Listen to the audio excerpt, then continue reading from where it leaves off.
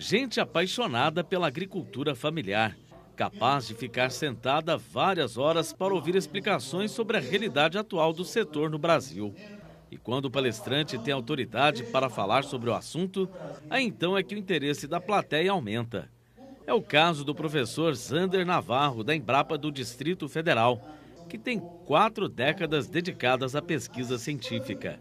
Dividindo a palestra em 3 partes, ele fez um breve histórico sobre a origem do termo agricultura familiar e traçou alguns dos desafios para a continuação da atividade dos pequenos produtores no país. A atividade se tornou extremamente concorrencial, ela movida cada vez mais por uma intensa tecnificação, né? A tecnologia hoje é o coração dessa atividade e, portanto, a produtividade, não é isso?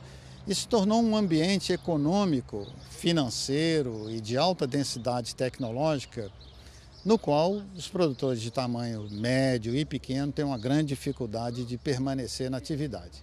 É claro que num país como o Brasil, o seu tamanho, isso varia de cadeia produtiva para cadeia produtiva, de região para região. Utilizando gráficos e outros recursos visuais para prender a atenção da plateia, Zander Navarro disse que a existência da atividade dos pequenos produtores nunca esteve tão ameaçada no Brasil. Nos anos 90, nós já tínhamos uma indicação de que os fatores terra e trabalho estavam perdendo peso e o fator tecnologia estava subindo. Também mostrou que o meio rural está cada vez mais masculinizado. E isso traz um desafio a mais para a sucessão da agricultura familiar brasileira. O meio rural é muito precário. Essa que é a verdade, são poucas as regiões rurais brasileiras mais próximas onde viver causa prazer. No geral, as regiões rurais são regiões sem serviços, sem nenhuma oferta, sem lazer, né? E isso significa, principalmente para os mais jovens, uma vontade de ir embora, né? E o campo está se esvaziando, né? E ao examinar os dados, a gente percebe que principalmente as moças, porque normalmente elas têm um pouco mais de escolaridade, as moças são as primeiras a deixarem as regiões rurais, né? O que significa que o meio rural também está se masculinizando, o que cria um horizonte dramático para os rapazes, né? A possibilidade de formar famílias, por exemplo, se torna muito mais difíceis, né? Quando nas comunidades rurais do nosso vasto interior, você não tem nem mais bailes, né? Então, esse é um tremendo desafio hoje para a gente pensar o futuro. Desafios que são conhecidos de perto pelo Jorge.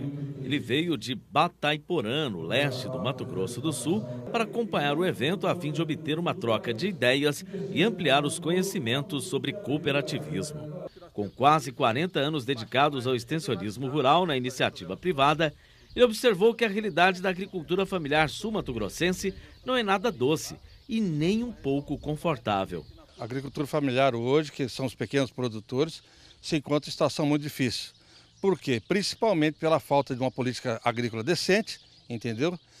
Simplesmente também pela falta de legalidade das terras distribuídas do sistema de reforma agrária e por falta de estrutura, por falta de planejamento governamental para esses produtores. Uma das alternativas discutidas para o futuro da agricultura familiar no Brasil é a organização dos produtores em pequenas cooperativas e associações.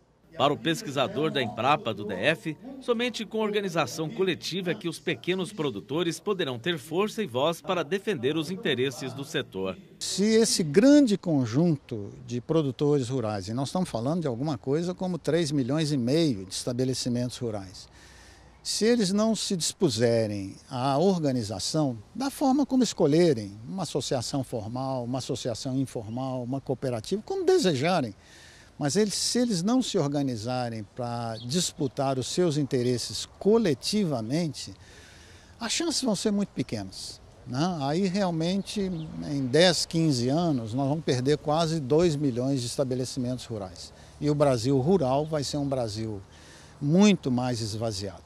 O professor da Universidade de Alicante, na Espanha, José Daniel Gomes, trouxe diversos dados sobre a experiência das cooperativas espanholas de agricultura familiar. O pesquisador apresentou o modelo dessas organizações e destacou como elas fortaleceram a economia local.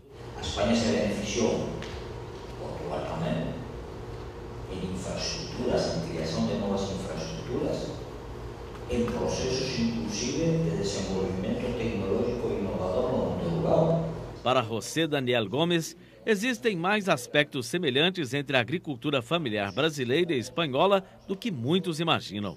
Os intercâmbios que temos de carácter acadêmico, científico, eu acho que ajudam a nos conhecer melhor e muitas vezes vemos que certas ou determinadas particularidades que nós temos, no caso na Espanha, ou aqui começam ou aqui realmente empiezan a ter um impacto que nós já quizá temos passado por lá. Por isso essas experiências eu acho muito saudáveis.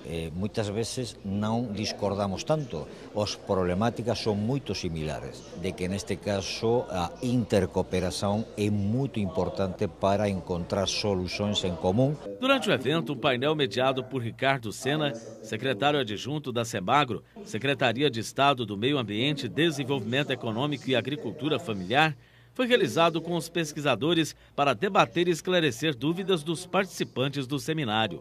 Os agricultores são adultos, eles sabem o que querem, basicamente. Então, qual era a nossa proposta?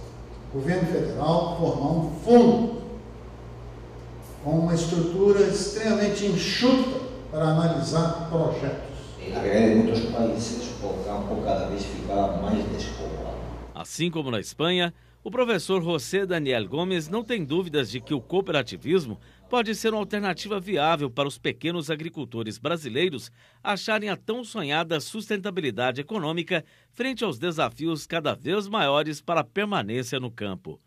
As experiências que eu tenho, sobretudo no estado de Paraná, me dão a entender de que a cooperativa efectivamente é um pilar fundamental para a agricultura familiar e para a permanência, neste caso, das famílias no mundo rural.